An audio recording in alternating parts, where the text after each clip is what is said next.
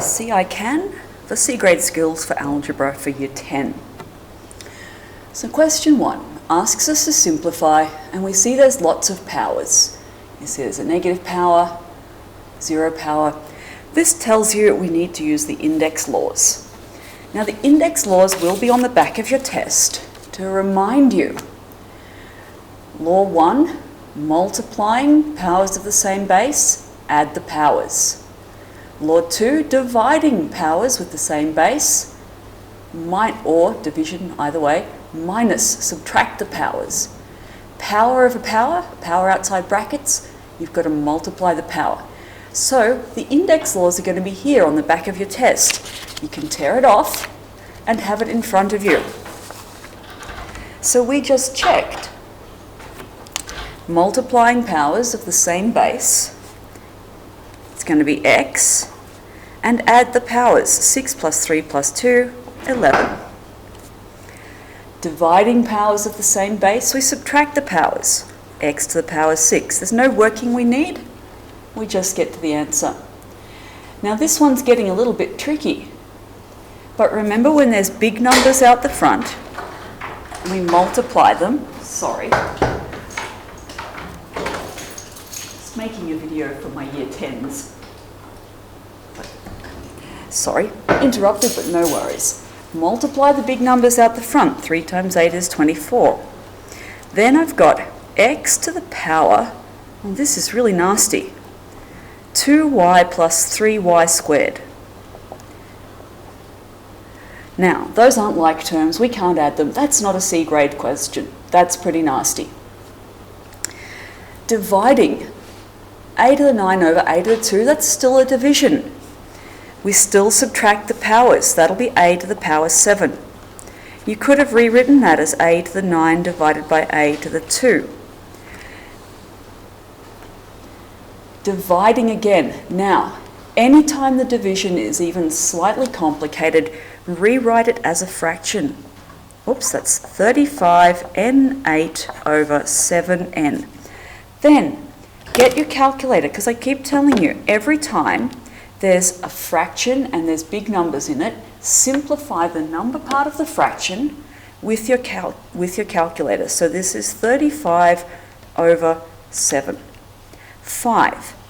Now because the 35 is on the top and we just ended up with a whole number, that means we're left with 5 on the top. If it was 7 over 35, that would have told me 1 over 5. And the n8 divided by n to the 1 is n7, and because the bigger one's on top, that stays on the top as well. Just 5n to the 7. Okay, it's 5n to the 7 over 1, but we don't need to put that over 1 in. So this one, multiply the powers first, and then I've got to divide. This is b to the power of, 4 plus 9, because we're adding our powers, 13, over b to the 3. b to the 13 divided by b to the 3, subtract the powers, I've got b to the 10. And I know it's just b to the 10 because the biggest number is in front, on the top there. Multiplying powers because there's brackets. Now remember that this 3 has a power of 1 as well. So both these have to get squared, and it's multiply the powers. 3 to the power of 1 times 2 is 2. M to the power of 4 times 2 is 8. And I'd probably do this. 3 squared is 9. I've got 9m8. Now we know that anything to the power 0 is 1. But please remember, this means 5 times p to the 0. This means 5 times 1, which is 5. So we've got to be really careful with our 0 powers. And we don't have the negative indices on the cheat sheet at the back. This means 2 times y to the negative 2. And remember that when I've got my negative power, I put it over 1, and then I'm going to flip just that fraction and make the power positive. This is 2 times 1 over y squared. And then we can multiply the top. 2 times 1 is 2, y squared. Getting a bit tricky there. but I'd expect to see you being able to do just the y to the negative 2 bit and getting it to that. So that was our index laws. Factorising by taking out a common factor. Factorise. It means to put the brackets back in. Find the highest common factor, the biggest collection of numbers and letters that goes into both. 6 goes into both evenly, and there's no letters on both. 6 times what is 6a? It's a. 6 times what is 18? It's 3, and it would have to be plus, because positive 6 times positive 3 would give me that plus. This one, 6 goes into 7, both of these. Now if we're not sure, just check. 72 divided by 6, up 12 times, it does go in. 12 out the front, there's no letters. Oops, sorry, 6 out the front. 6 times what gives me 6x, it's x. 6 times what gives me negative 72, minus, and we just worked that out, it's 12. Now with the HCF here, 2 goes into both of the numbers, but m goes into both of the algebraic parts. 2m times what is 4m squared? Well, 2 times 2 would be 4, m times m would be m squared. This is going to be plus, because there's a plus here and no other negatives. 2m times what is 2m? Tricky. If it's the same thing, it's just a 1. Now 9 doesn't go into 15, so I've got to go to the next factor down. 3 goes into 15. X is in both, but just one of them. Y is in both. So then we look for what's left. I've got the x and the y, so I just need another 3 to get to 9. Positive times a negative. 3 times 5 would give me the 15, and I've got to have that extra x to get that x squared. So that's factorising. Substituting into formulas. This one, write the formula that you're given. V equals U plus AT. Substitute in your values.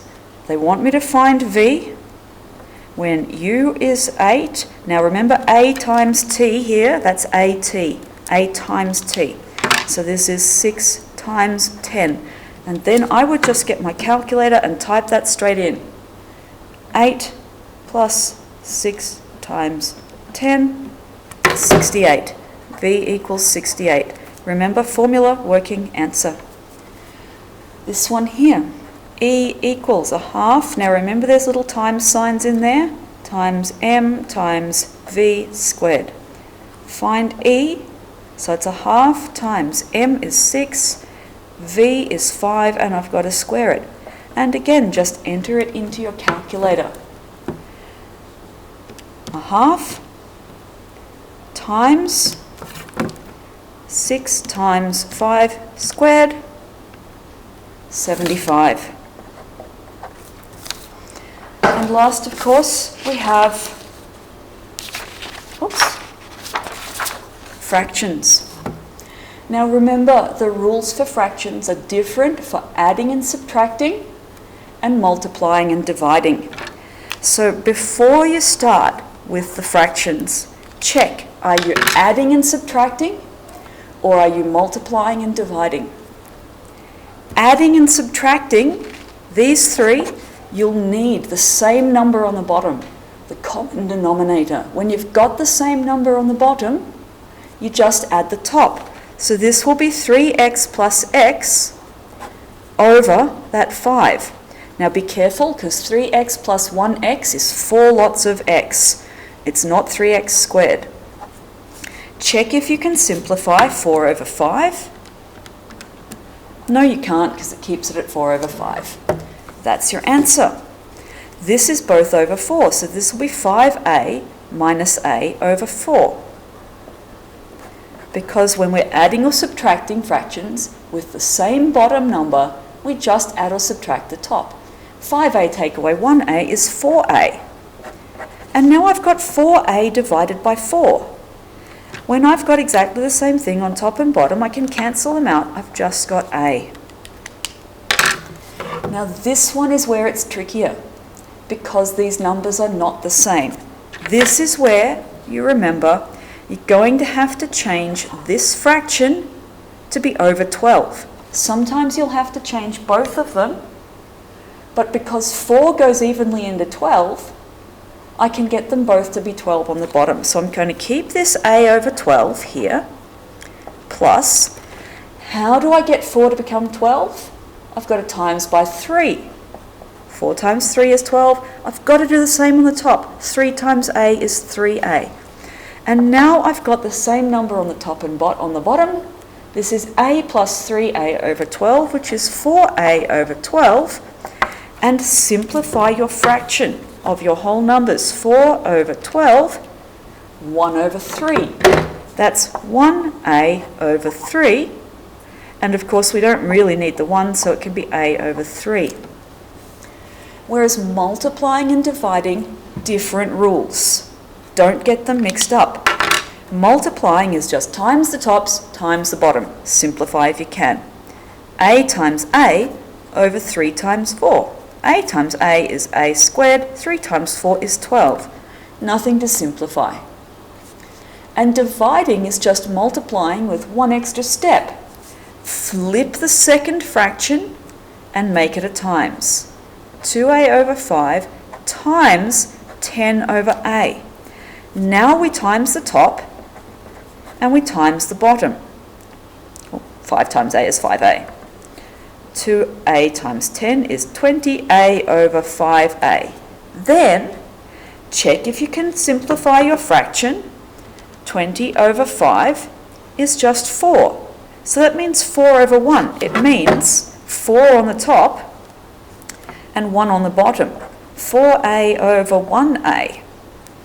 And remember, the a's can cancel as well. There's only a and a. They can go away. And when there's a 1 on the bottom of a fraction, I don't need that. We've just got 4.